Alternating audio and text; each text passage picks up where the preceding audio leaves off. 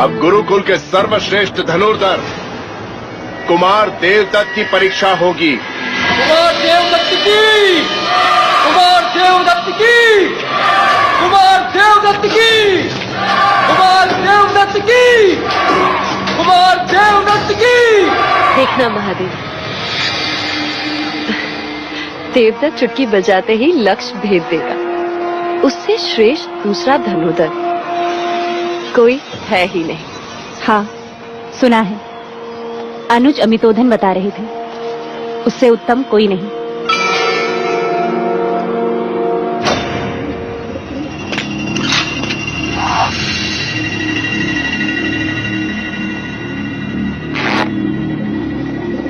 रुक जाइए गुरुदेव।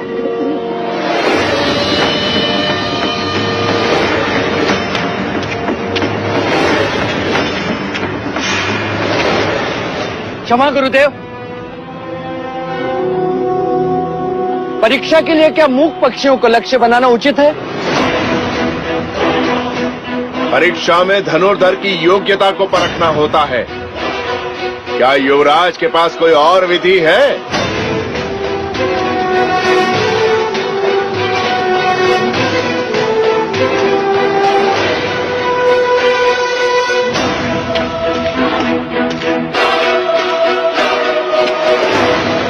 लगाइए लक्ष्य स्थल पर। जो जितना केंद्र के निकट होगा उतना ही दूसरों के आगे।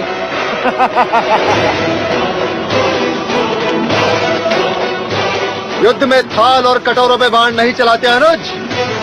रणभूमि में क्षत्रिय जीवन और मृत्यु पे खेलते हैं। अरे यदि उड़ते पक्षियों को नहीं मार सकते तो शत्रु तुम्हें मार देंगे। युद्ध रणभूमि में खेला जाता है जयेश, यहां नहीं, और वो भी अनिवार्य हो तब। यहां तो केवल परीक्षा के लिए निर्दोष पक्षियों को लक्ष्य बनाया जा रहा है। ये उचित नहीं। उपदेश साधु संत देते हैं, क्षत्रिय नहीं। यहाँ तो केवल परीक्षा दी जाती है, ये भीरुता के व्यर्थ कारण नहीं। कुमार देवदत्त सत्य कह रहे हैं। होने वाले सम्राट को लक्ष्य का छोप कैसा?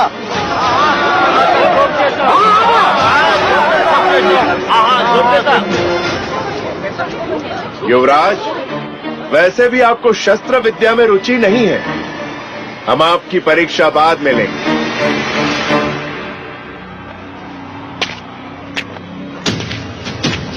गुरुदेव, आज एक नहीं 2 पक्षी उड़ाइए। मैं दोनों लक्ष्य एक साथ भेजूंगा।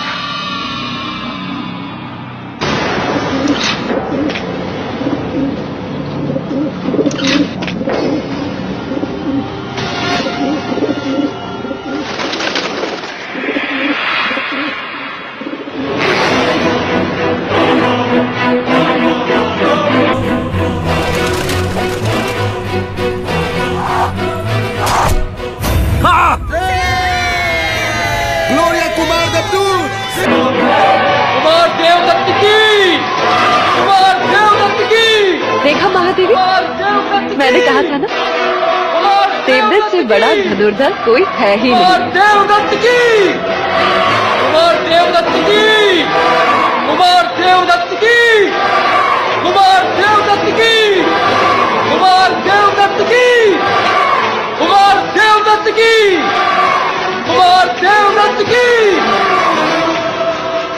जाओ, अब तुम्हारी बारी है।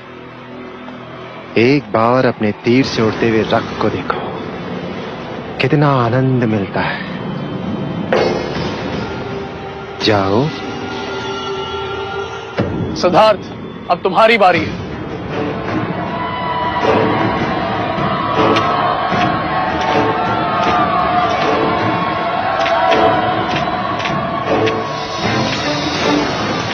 क्षमा करें गुरुदेव, मैं ये परीक्षा नहीं दे सकता।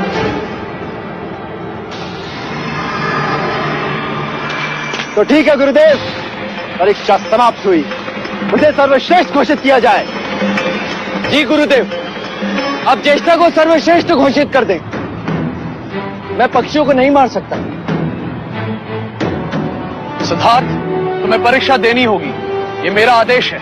गुरुदेव, आप मेरी यही परीक्षा लेना चाहते हैं ना कि मैं धनुर्विद्या में निपुण हूं कि नहीं? तो लक्ष्य कोई दूसरा भी हो सकता है। हो सकता है। हाँ, हो सकता है, लेकिन लक्ष्य उतना ही कठिन होना चाहिए जितने ये उड़ते हुए पंछी।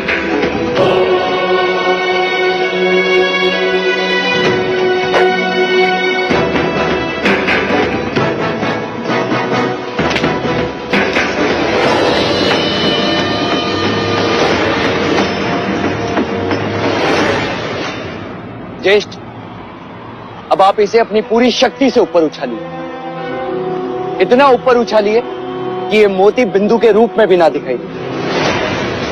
क्यों अपना उपहास कराने पे चले हो?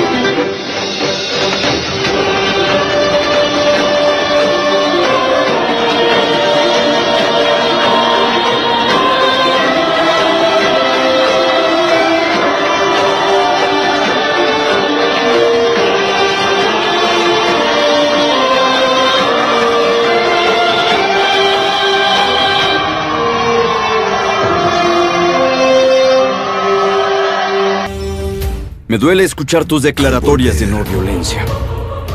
Si no puedes matar a un ave, ¿cómo podrás matar a un adversario? ¿Un humano matando a otro humano? ¿Acaso es correcto eso? ¿Cuándo terminará esa guerra?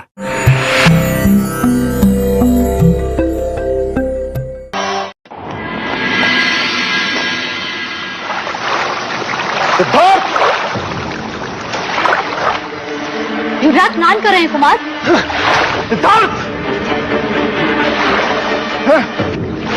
अपने आप को श्रेष्ठ घोषित करवाना था तो अहिंसा का ढोंग क्यों किया? सबके समक्ष मुझे क्रूर दिखाने के लिए? अरे क्या तो मैं भी पक्षियों की जगह तुम्हारे गले के मोती को भेज देता, लेकिन मुझे तो मेरे प्रिय अनुज ने अवसर तक नहीं दिया। इतना बड़ा कपट क्यों? ज्येष्ठ, मैंने तुम्हारे साथ कोई कपट नहीं किया और तुम तो बचपन से जानते हो कि मैं पक्षियों को लक्ष्य बनाने का विरोधी। हाँ हाँ, तुम तो बड़े अहिंसावादी हो। अरे मत भूलो सिद्धार्थ, प्रत्यक्ष नहीं पर परोक्ष है जो तुम भी हिंसा करते हो, लोगों की भावनाओं की हत्या करते हो तुम, हत्यारे हो तुम। लेकिन याद रहे सिद्धार्थ, दंड युद्ध में तुम मेरे समक्ष होगे और वहां तुम्हें मुझसे युद्ध करना ही होगा। और ये दंड युद्ध ये सिद्ध करेगा कि कपिलवस्तु के गुरुकुल का सर्वश्रेष्ठ योद्धा कौन है।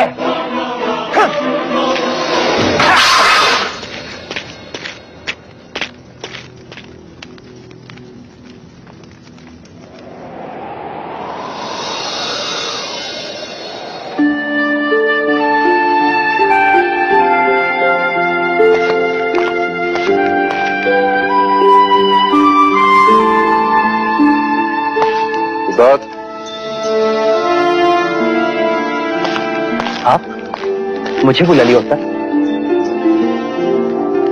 मुझे लगा तुम दंड युद्ध के लिए अभ्यास कर रहे हो, परंतु तुम यहां तो चित्र निकाल रहे हो। ये लाल रंग क्षत्रियों के उंगलियों पर अच्छा लगता है पुत्र, परंतु ये लाल रंग शत्रु के रक्त का होना चाहिए, ना कि चित्रकारी का। तुम्हारे गुरुजनों ने गुरुकुल में तुम्हें गीता का ज्ञान तो दिया ही हो, पूर्ण कंठस्थ है। केवल कंठस्थ करने से क्या लाभ पुत्र? जब तक उसमें कहे गए क्षत्रिय कर्म के उपदेशों का पालन न किया जाए। मैं कुछ समझा नहीं। तुम्हारे आंशिक विचार सुनकर मुझे बड़ा खेद हुआ पुत्र। जब तुम एक पक्षी को नहीं मार सकते तो युद्ध में शत्रु को क्या मारोगे? अहिंसा की बातें दुर्बल करते हैं, क्षत्रिय नहीं पुत्र। और तुम एक क्षत्रिय हो, तुम्हें क्षत्रिय धर्म का पालन करना ही चाहिए। शाक्य कुल के भावी राजा हो तुम। अपने कुल की रक्षा के लिए न जाने कितने युद्ध करने पड़े तुम। कब तक क्षत्रिय एक दूसरे से युद्ध करते रहेंगे? राज्य की रक्षा करना उनका उत्तरदायित्व होता है पुत्र। पर क्या राज्य की रक्षा केवल युद्ध से की जा सकती है? विचार विमर्श के द्वारा भी तो प्रश्नों का हल ढूंढा जा सकता है। कायरता की बातें क्षत्रिय नहीं करते पुत्र। एक मनुष्य दूसरे को मारे, उसमें वीरता कैसे? अंत में कौन किस पर राज करेगा? अंत में वही राज करेगा जिसके हाथ में तलवार होगी पुत्र। और वो तलवार मैं तुम्हारे हाथों में देखना चाहता हूं। एक चक्रवर्ती राजा के रूप, सम्राट के रूप में देखना चाहता हूं। ये मत भूलो कि तुम शाक्य कुल के उत्तराधिकारी हो। प्रलय के समय यदि केवल एक ही मनुष्य को जीवित रहना पड़े तो वो केवल तुम्हें होना चाहिए पुत्र, केवल तुम्हें।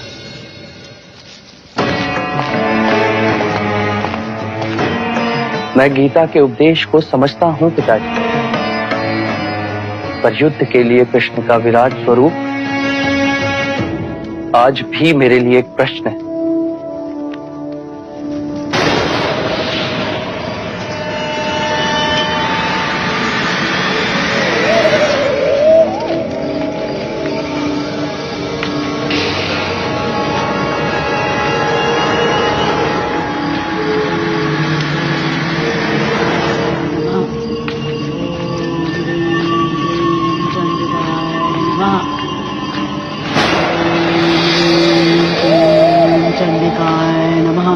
आ गई तू, कब से प्रतीक्षा कर रही थी। प्रणाम दादी। दादी, मंझली रानी आई हैं।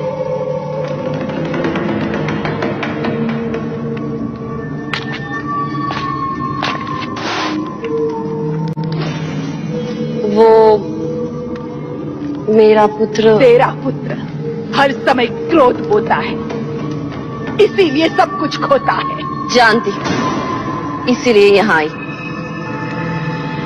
कल अंतिम दंडयुद्ध होगा। मैं चाहती हूँ कि ये कील उठा ले, जिससे भी वो युद्ध करने वाला है उसके दंड में ये कील ठोक देना। वो कभी भी तेरे पुत्र पर प्रहार नहीं कर सकेगा।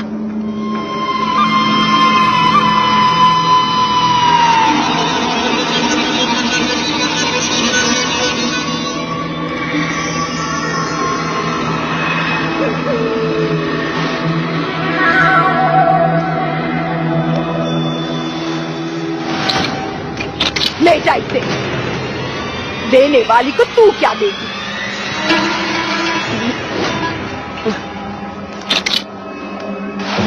दादी, हम चलते हैं। दीदी चलिए। चंडिकाय नमः। ओम ह्रीं क्लीं।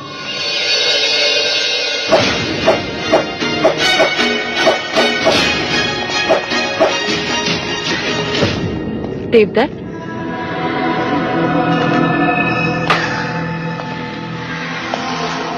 ये ले, तेरे लिए लाई। ये क्या है माँ? विजय श्री। एक माँ अपने पुत्र के लिए विजय लेकर आई है। अब सिद्धार्थ कभी भी तुझे दंड युद्ध में पराजित नहीं कर सकता। मैं कुछ समझा नहीं माँ। देखी तुझे सिद्धार्थ के दंड में ठोकनी, फिर देखना वो तुझ पे प्रहार ही नहीं कर पाएगा। हो गई ना तेरी जीत निश्चित?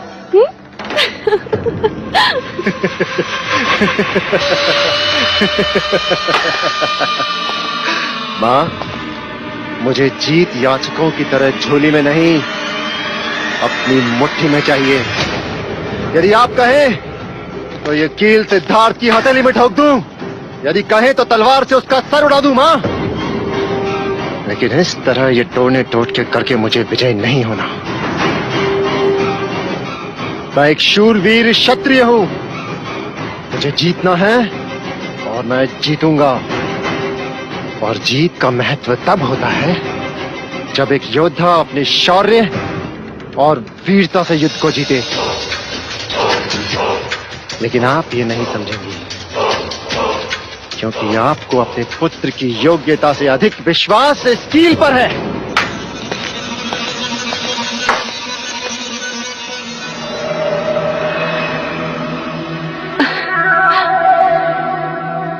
नादान कहेगा। अब चाहे कुछ भी हो जाए बेटा, विजय का मुकुट तो तेरे ही सर होगा। यशस्वी भव क्षत्रिय।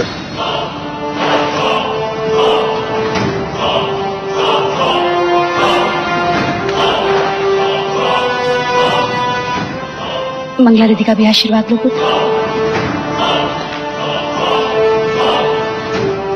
अरे मेरा आशीर्वाद तो सदैव तुम्हारे साथ है पुत्र, पर आज तो मैं तुम्हारे इस शस्त्र को भी आशीर्वाद देना चाहती हूँ।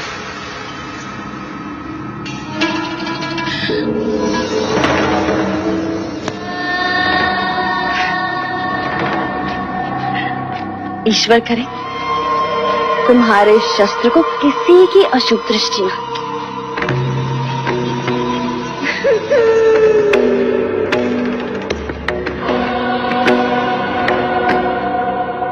ईश्वर तुम्हें देवदत्त का सामना करने की शक्ति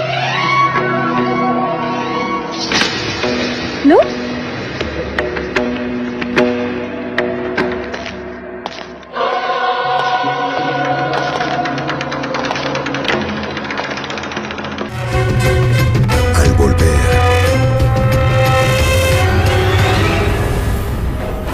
Siddhartha, debes aceptar tu derrota, hermano.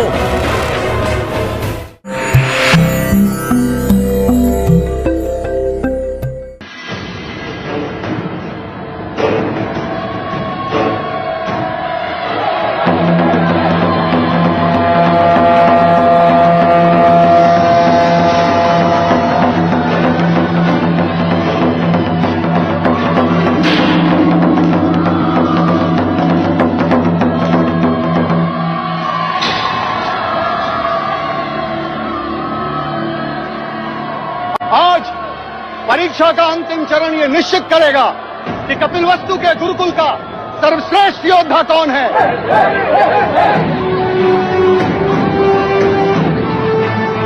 तो परीक्षा के अंतिम दो प्रतिस्पर्धी अपनी दंड विद्या का परिचय देने पधार रहे हैं। राजा द्रोणोदन के सुपुत्र कुमार देवदत्त।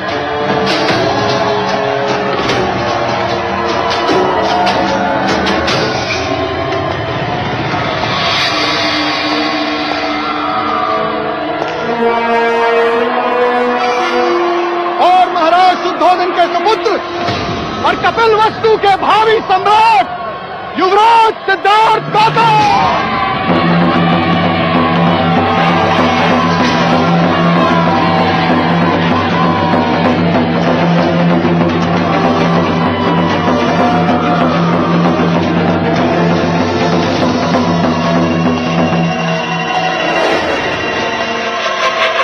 ये लो दंड और कर लो अपनी मंशा पूरी।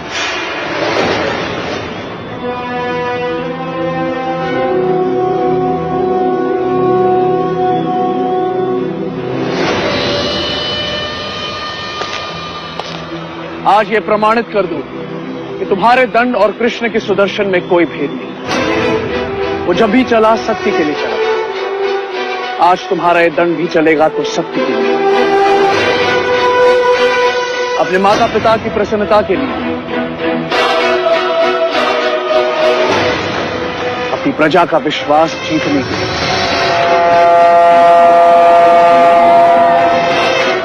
जाओ विजयी।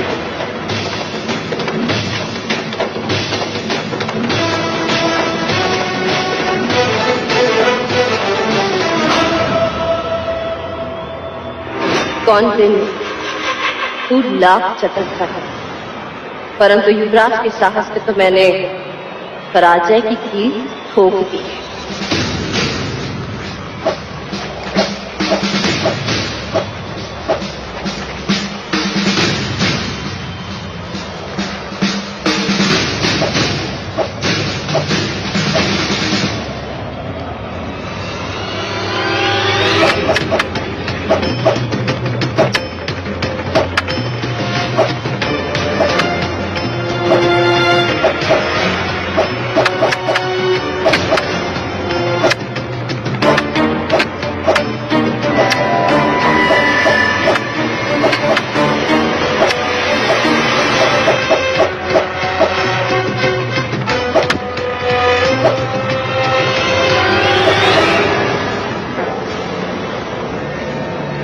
ये तुम्हारे युवराज प्रतिवाद क्यों नहीं कर रहे? तुम्हारे युवराज मतलब? युवराज तुम्हारे भी तो हैं। हाँ, मेरे भी तो है।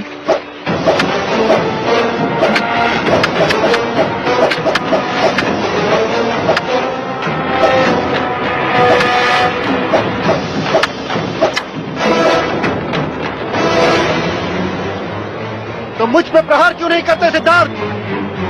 तुम जानते हो ज्येष्ठ, मैं तुम पर प्रहार नहीं कर सकता। मान सम्मान का तुम्हारा ये प्रपंच मैं समझता हूँ सिद्धार्थ, परंतु आज तुम्हें मुझसे युद्ध करना ही होगा। प्रहार करो मुझ पे सिद्धार्थ।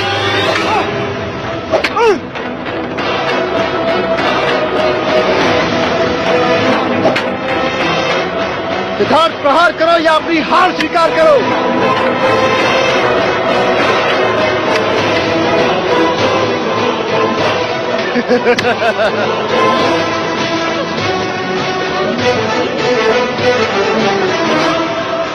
ये क्या कर रहे हो तुम?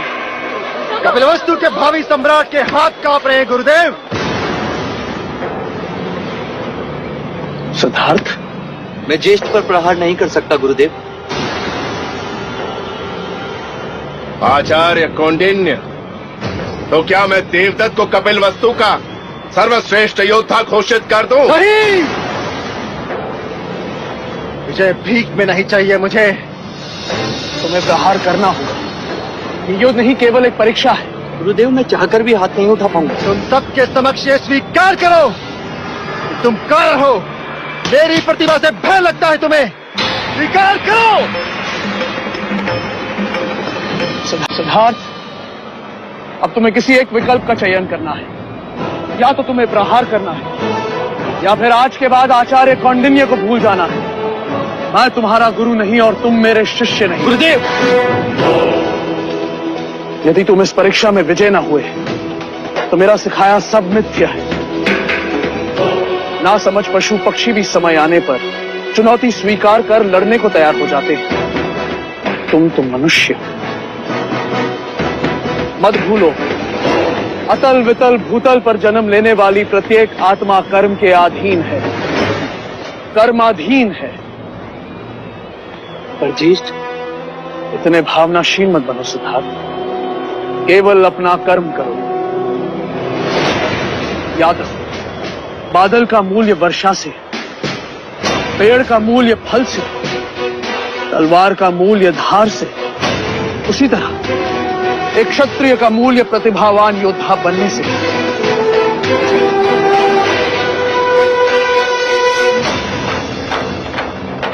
सिद्धार्थ, मैं जा रहा हूं। यदि मुझे रोकना चाहते हो तो युद्ध करो।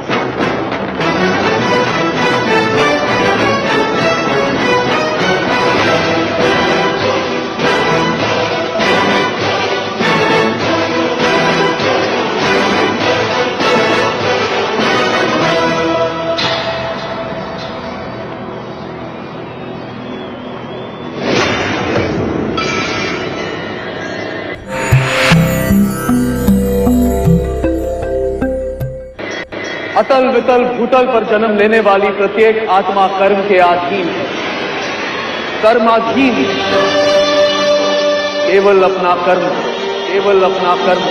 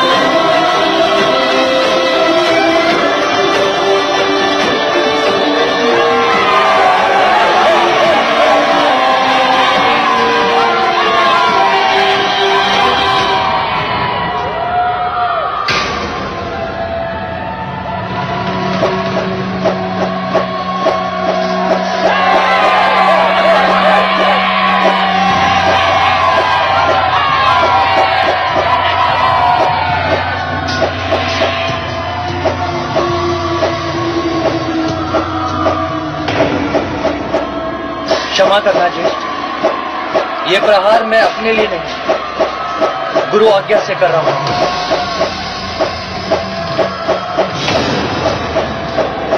पहला प्रहार गुरु के लिए,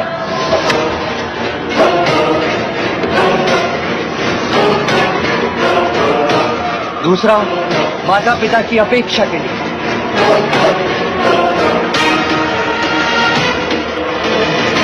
तीसरा प्रजा का विश्वास पाने के लिए।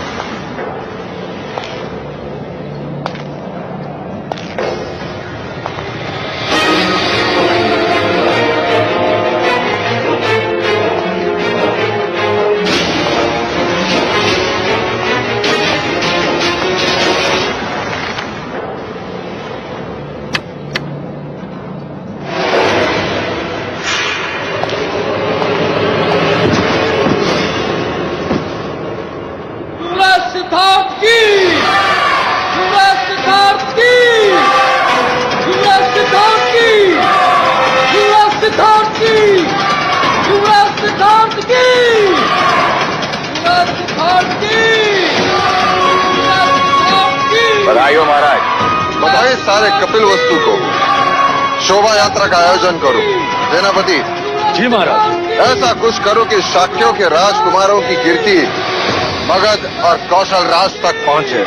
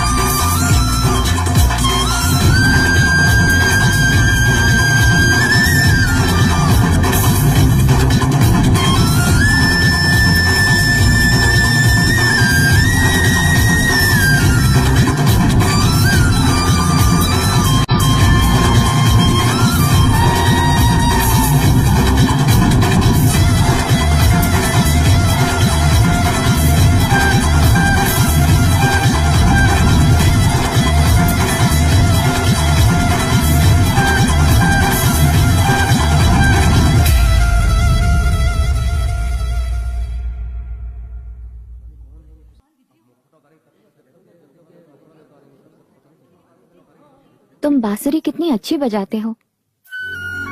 तुम्हारे नृत्य ने प्रेरित किया।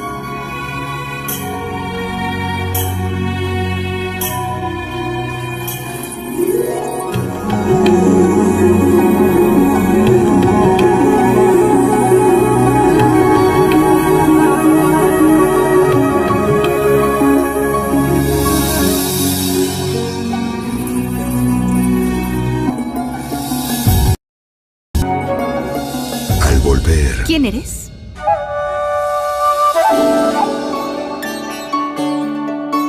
Le gustas.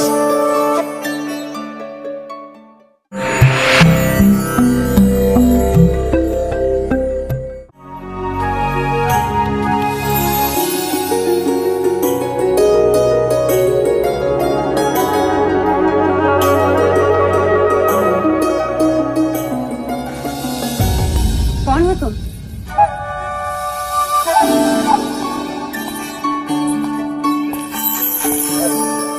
क्या इस प्रश्न के उत्तर में मैं आपसे एक प्रश्न कर सकती हूँ महादेवी?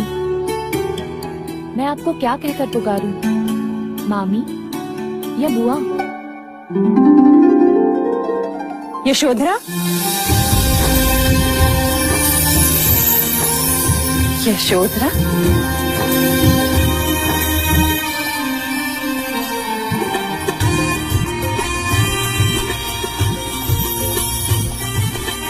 तुम यशोधरा ही हो ना? क्यों चौंक गए ना सब? हो गई ना सबकी आंखें चौड़ी? खिलाई सबकी होठों पे हंसी? कहा था मैंने माँ से, देखना मुझे देखकर सब बहुत खुश होंगे। आप खुश नहीं हैं? हाँ, पर देवदास से यहाँ तक तुम अकेले? मैं अकेली कहाँ हूँ बुआ, मेरे साथ मेरा विश्वास था। आप सबसे मिलने की इच्छा थी और फिर आप सबको भी तो मेरा इंतजार था या नहीं? हाँ किंतु महाराज दंडपाणी ने तुम्हें रोका नहीं? होते तो रोकते ना मजले मामा, वो तो वैशाली गए हैं। और माँ? माँ सासे वहाँ देवदा में ले रही हैं, पर उनका मन यहाँ कपिल वस्तु में घूम रहा है। तुम्हें इस तरह अकेले नहीं आना चाहिए था। माँ ने भी यही कहा था बड़े मामा, पर अब मैं बड़ी हो गई हूँ, कुछ कर्तव्य मुझे भी तो निभाने चाहिए। कर्तव्य? कैसे कर्तव्य? दूरियां मिटाने के। 10 वर्ष हो गए बुआ, आपने अपने भैया को नहीं देखा और माँ ने अपने भैया को।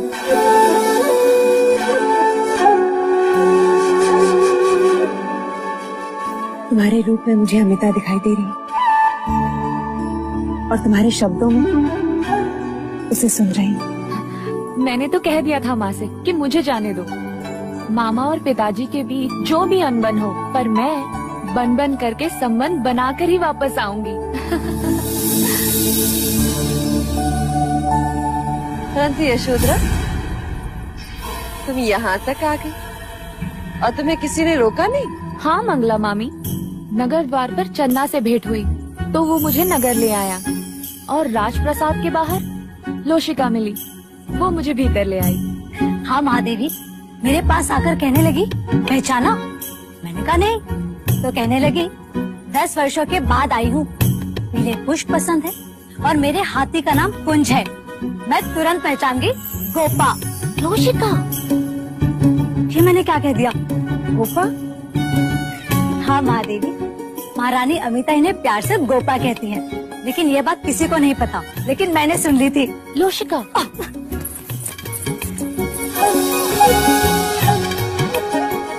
गोपा अच्छा नाम। कपिल वस्तु में तुम्हारा स्वागत है गोपा।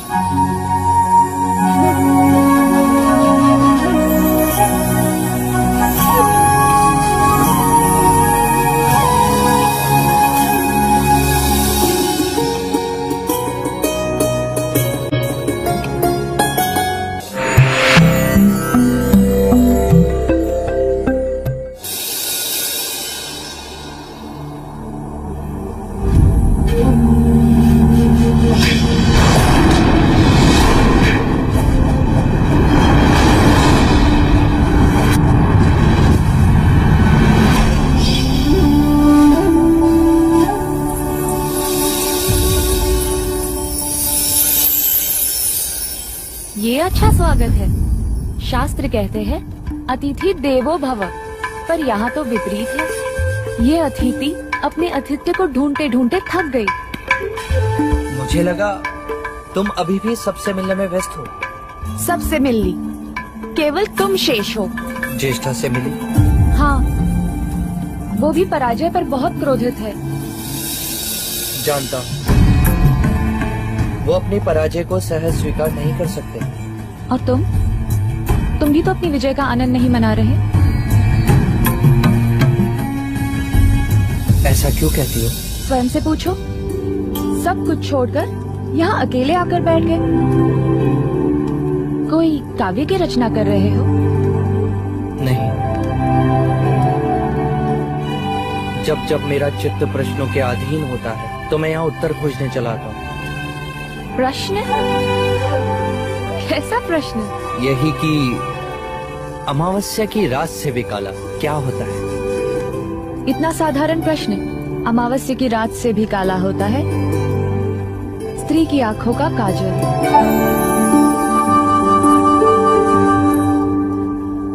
देखो,